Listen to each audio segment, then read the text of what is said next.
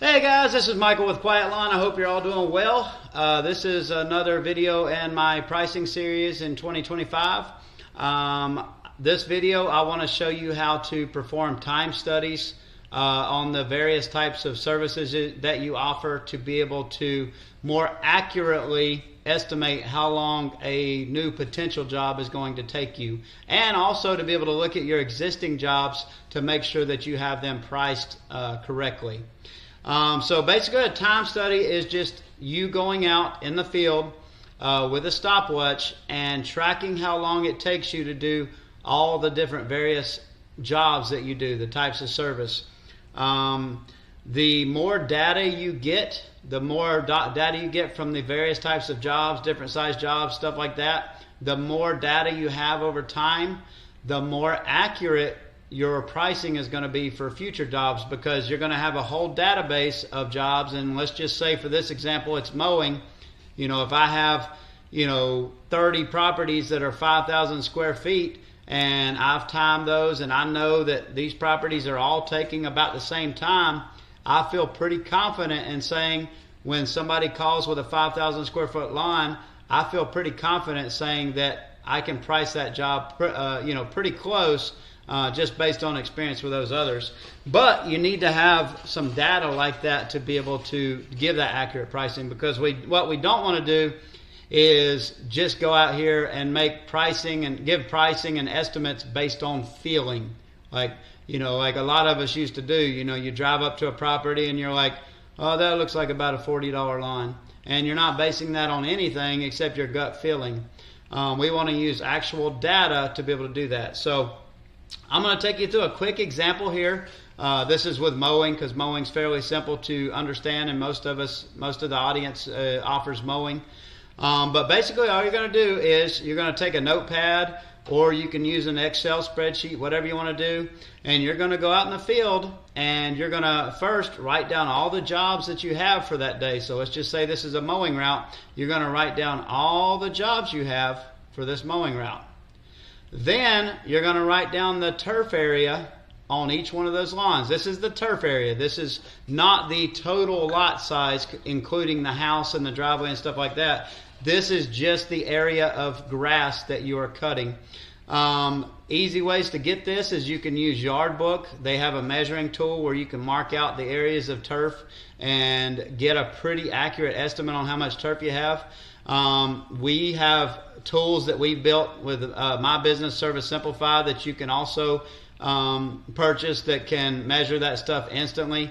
Like ours, all you do is put an address in. It'll automatically pull the gross lot size from Google. It'll automatically subtract out the house size and driveway size, and it'll instantly give you the turf area. But either way, you can use Yard Book, or you can use a number of tools to get that turf area. But we're going to use that data. That should be saved in your CRM anyway. So I'm going to write down my route. I'm going to write down the turf area for each of these customers throughout my day.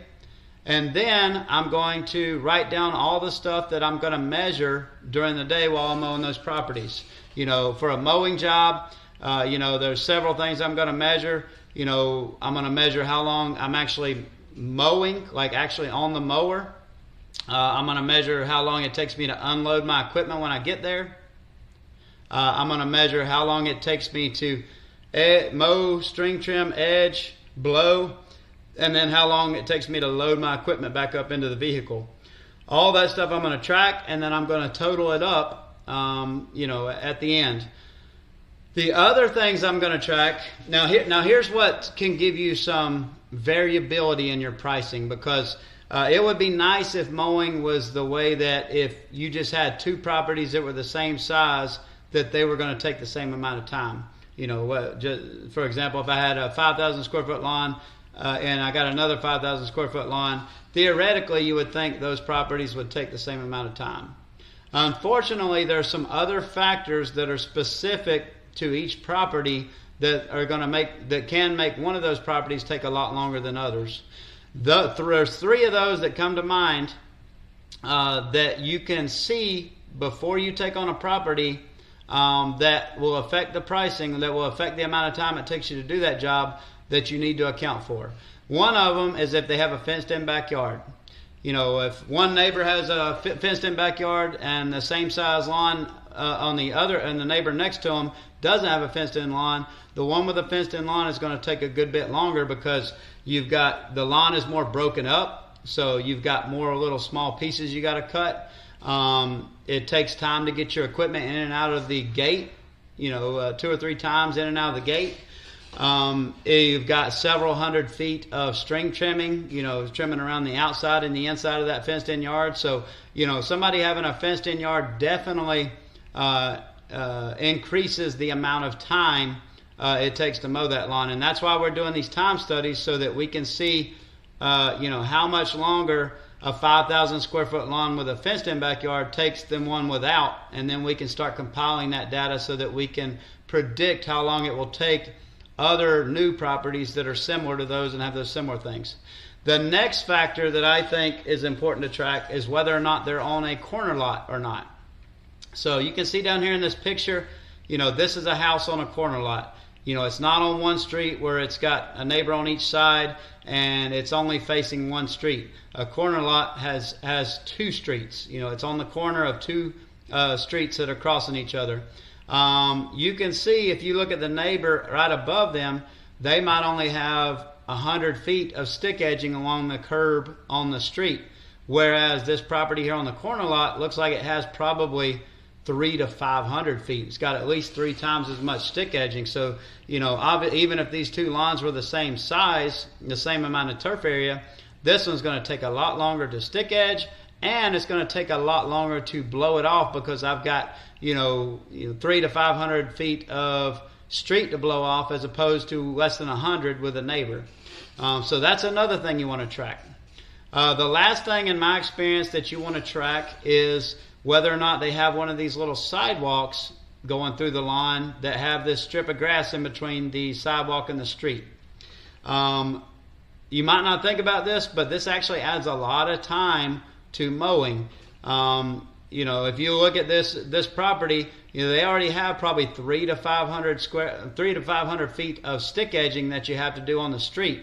But since they have this sidewalk in there, it's more than triple that, because not only do I have to stick edge along the curb on the street, now I have to do both the inside and the outside of the sidewalk. So, it adds a lot of time with the stick edging. Also, when I go to blow this off, if you've ever blown off properties like this that have this little sidewalk, it's a pain in the butt. It takes a lot longer. It takes probably double or triple the time to blow this off, because you got to blow the street off, then you got to blow the sidewalk off, and then you end up blowing grass back into the sidewalk when you started the driveway, and it's just much more time involved with that. So I definitely want to track whether or not they have that sidewalk, so that if I get similar properties requesting an estimate in the future that have that sidewalk, I want to make sure I price those higher. So basically, I'm just putting these little check boxes in here, and when I start these properties, I start going through my route. Let's say Mrs. Smith is my first property. I'm going to mark here, does she have a fenced-in yard? Is she on a corner lot? Does she have a sidewalk? I'm just going to mark that stuff so that I can start compiling data and putting stuff in different categories later once I get enough data. So we get to the property, we get started. I time my unload time. It takes me a little over a minute. Now I jump on a stick edger. Okay, that takes me a little over a minute. It takes me right under 2 minutes. Then I do my mowing. It takes me right under 6 minutes. Then I string trim. It takes me right under 5 minutes. Then I blow. Get that done. It takes me 2 minutes. Then I start loading everything up. You can see it takes me a little over a minute. And then once I get done, I'm just going to total that time up. And that tells me that property took me right about 17 minutes, that 2,500 square foot property. Then I'm going to go to the next one, Mr. Poop. We're going to do the same thing. Go through all this stuff, write all this down. Does he have a sidewalk? Does any of this? This. Same thing. Next one, next job. All the way through the list.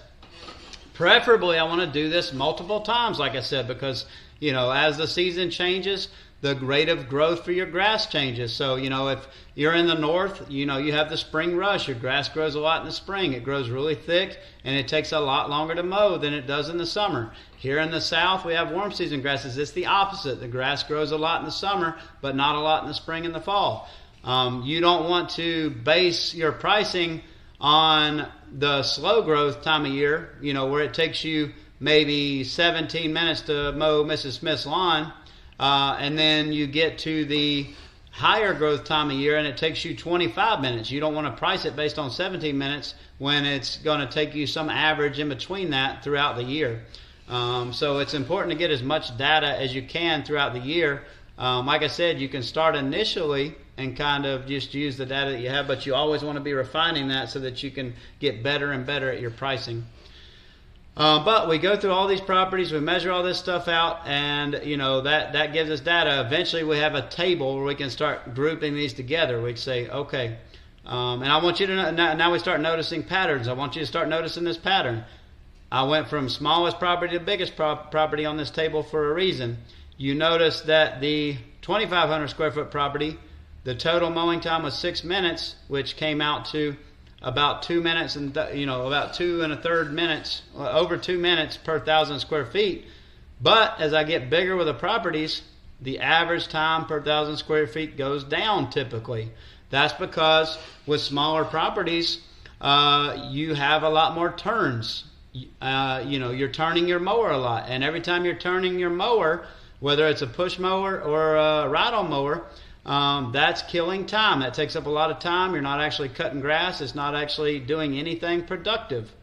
The bigger the property gets, the less turns that you have because you have longer straightaways that you're mowing, and you can get more speed with your mower because it's bigger, more open space. So typically as the property gets bigger, your mowing time per 1,000 square feet is going to go down to a certain point. You're going to max out at some point. But you can see here with this smaller property, we went from over 2 minutes with these small 2,000-3,000 square foot properties down to almost a minute per 1,000 square feet as we got to these bigger properties that were 5,000, 6,000, 7,000 square feet. You can also see that properties that had like these corner lots, like look at this one, this only one on this survey that had the corner lot. Look over here at the edging time. All these other properties, it took about 2 minutes to edge those properties, to stick edge. With this one on the corner lot, it took almost 4 minutes. It took almost double the amount of time just because of what I said. You got a lot more time to actually you got to probably triple or more the linear feet of edging you got to do. Also, blowing. Blowing can take significantly longer with those properties, especially if it's on a corner lot. It really increases that. Most of these took about 2 minutes or so. This one took about 4 minutes.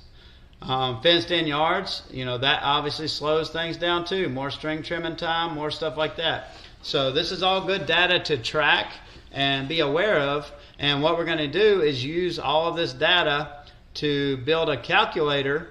And we're going to have tables that say, hey, 5,000 square foot lawn is this.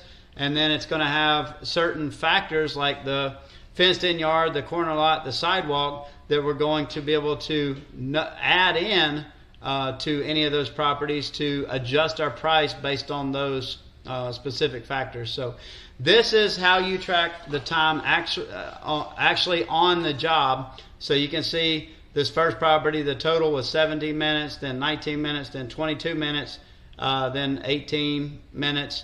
But we're not done yet. This is just the time on the job. This is the actual productive time doing the tasks. That does not include all the time that we need to charge for when we're doing this job, because this does not include travel time. It doesn't include any inefficiency, really. It doesn't include travel time. It doesn't include the time that the guys are loading and unloading from the shop. It doesn't include breaks. It doesn't include time doing any maintenance or anything else you have your guys doing today. Changing string, changing batteries, putting fuel in the thing. So now this next video, what we're going to do is we're going to look at various other factors, various inefficiencies that we're going to add to this, and we're going to do that as a percentage. So maybe we're adding 25% more to this price to account for those other inefficiencies. So this is how you do your time studies. The next video is going to show you how to account for the other stuff, because if I just base this job based on it taking 17 minutes, I would be losing my butt, because I wouldn't be getting paid for that travel time, for the guys' breaks, for leaving the shop, coming to and going back to the shop, or coming from and going back to the shop, and all that stuff is a cost of doing business. You need to make sure that you are being reimbursed by your customers for that time that you're having to pay out to your employees or yourself for that extra time. So this video is showing you how to measure the time on the job. The next video, I'm going to show you how to account for the inefficiencies outside of it. And after that, I'm going to show you an Excel calculator that I built a few years ago that takes all this stuff into account and makes this very quick, where you just put in a couple of these factors on a property and it'll spit out a fairly accurate price within a few seconds based on this stuff. So thank you for watching. Please leave your comments below. Please let me know if this is helpful. I'm not an expert by any means. This is just what I've done for my business, and it's helped me automate our pricing. I hope it helps you do the same. If you have any feedback or any ideas to improve it, I would love to hear it. Thanks, and I'll see you guys in the next video.